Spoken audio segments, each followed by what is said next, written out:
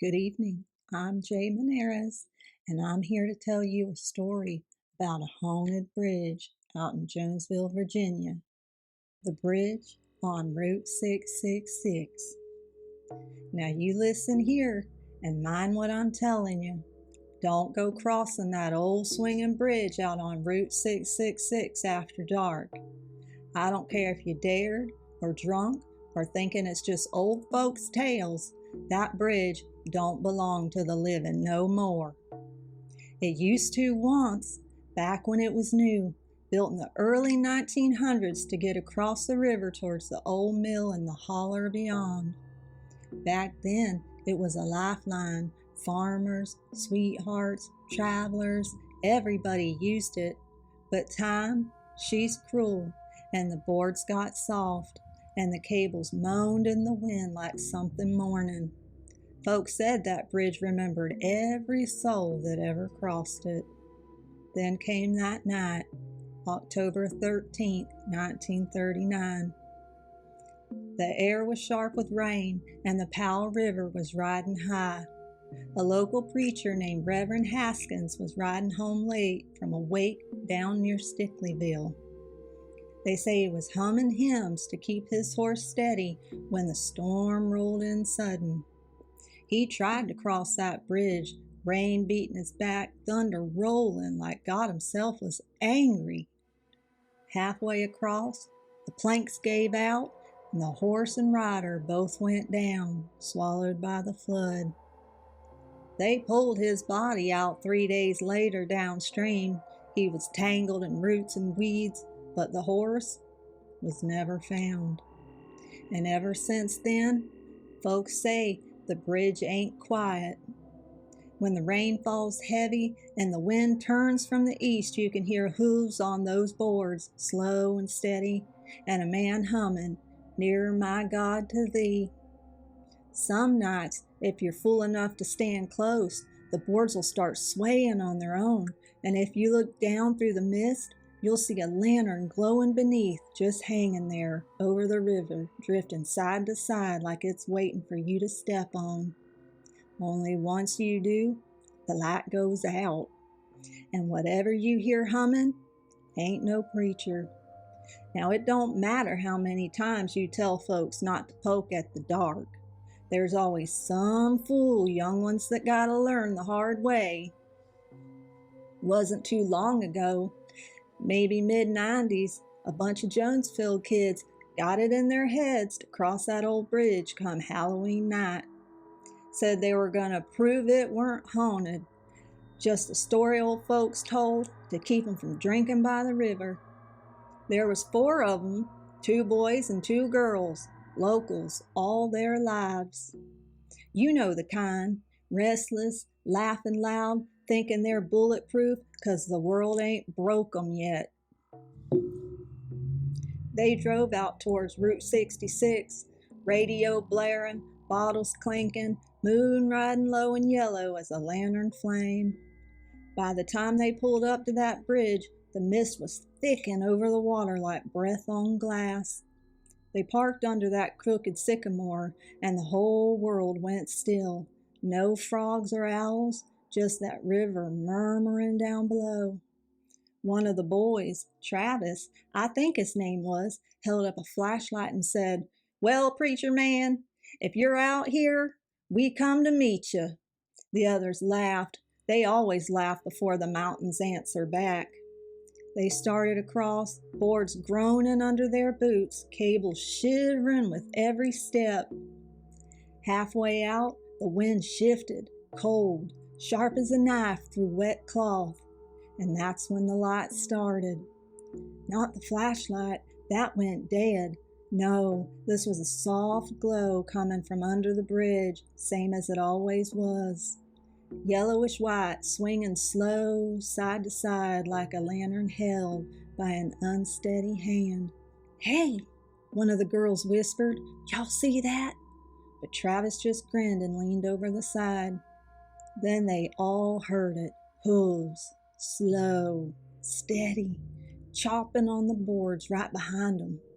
They turned, but there weren't nothing there, just fog rolling across the planks and the cables moaning like the whole bridge was breathing.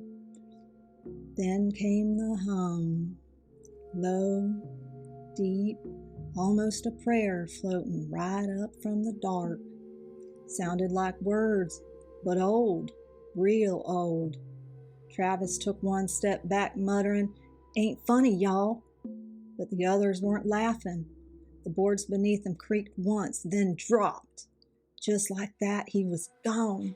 Flashlight, laughter, all of it, swallowed by black water. The rest ran screaming for the car, swearing they saw a man's shadow standing at the far end of the bridge, tall, hat brim low, one arm outstretched like he was holding a lantern. They found Travis the next morning, a mile downstream, tangled in roots and his eyes wide open. And mud was packed up in his mouth like he'd been trying to scream underwater. Police called it an accident. Locals didn't. And that bridge, it swayed for 3 whole nights after, though the air was still as death.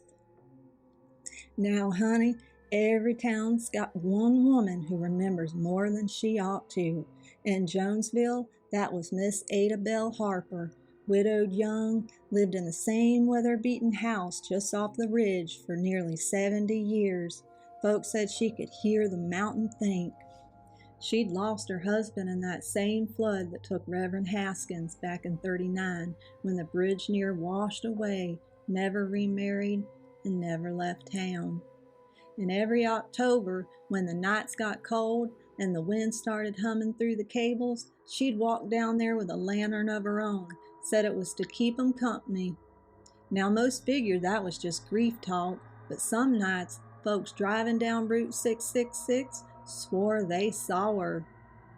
A small figure in a shawl standing right at the center of that bridge, holding her light up high while another glowed faint and gold beneath the boards.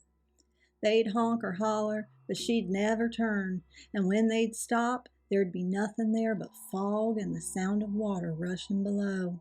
Then one year, must have been '98, long after that boy Travis drowned, Ada Bell went missing.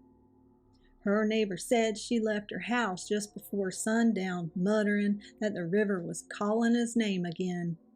They found her shawl hanging from one of the bridge posts the next morning, still warm from her body, but no sign of her. That night, a deputy radioed to keep folks away from the bridge, and he saw 2 lanterns burning on the river. One was bright and one was dim, both moving slow, side by side, swinging in time with the current. When he blinked, they were gone. But the air smelled like rain and old perfume, with lavender and smoke. Since that night, it said if you go out to that bridge alone on a still night, you'll see her first, the widow, with her gray shawl and her kind eyes, holding her lantern steady and waiting. She'll whisper your name soft, like she knows you, and if you answer, she'll smile and step aside. And the boards under your feet will start to sway like the river's breathing again. Some say she's trying to warn folks away. Others say she's leading them home. But one thing's sure, since that night, nobody who's gone to meet her after midnight's ever come back dry. And every fall when the fog curls low over that cursed stretch of Route 666, you can still hear her 2 lanterns humming through the dark, 2 souls swinging gentle above a river that don't never give back what it takes. Now, I ain't one to meddle in other folks' tales, but I reckon you deserve to know why I don't go near that bridge no more. See, I was just a girl when they pulled Reverend Haskins out of that river. My daddy helped drag him up from the shallows, said his hand was still clutching a broken bit of rope like he'd been trying to save somebody. Mama told him to burn the clothes he wore that day, and when he didn't, they never quite dried right again. Years later, I used to walk that road myself, loved the way the moon laid silver on the water, cables singing, soft in the wind like some old hymn. I never felt afraid, not till that night I saw her. It was October 1964. A fog had rolled down from Wallen's Ridge, thick as milk. I was coming back from helping my Aunt birth a calf, and I figured I'd cut across the bridge to save some time. Halfway through, I felt the air change, cold, heavy, wet, like standing in a cave. Then I heard it, that hum, low, steady, familiar. I turned and there she was, a woman in gray, hair floating like smoke, holding a lantern that threw no light on her face.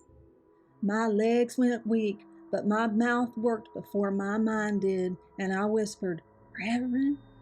And Lord help me, she answered, "He's waiting, child, just ahead."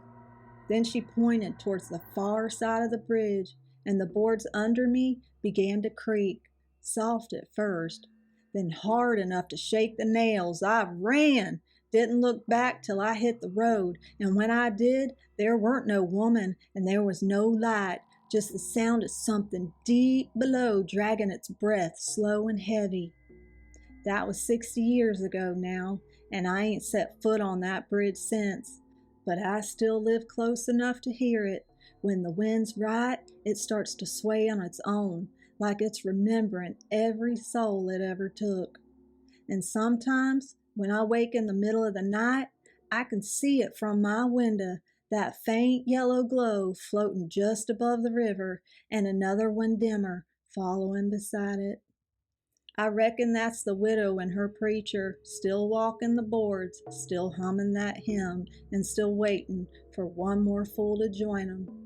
So if you ever find yourself riding down Route 666 after midnight, and you see that old bridge swaying in the mist, don't you stop, and don't even look. Just drive on and whisper a prayer for whoever's lantern's still swinging out there, halfway between the living and the drowned. 'Cause that river's got a long memory, and the bridge, she don't forget no one. Well now, that's the truth of it, far as any living soul can tell. The bridge still stands, though the road's near swallowed by weeds, and every year somebody's getting the full notion to go see if the haint's real. Some come back pale, some come back shaken, and some don't come back at all.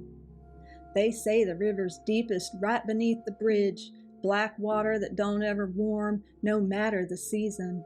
And when the moon's hid behind clouds and the wind still as death, you can still see two lights drifting across the water, swinging side by side, slow and mournful. I ain't saying it's real, but I'll tell you this, I keep my distance and I don't whistle when I drive that stretch. The dead don't much care for company, but that bridge, she'll always make room for one more.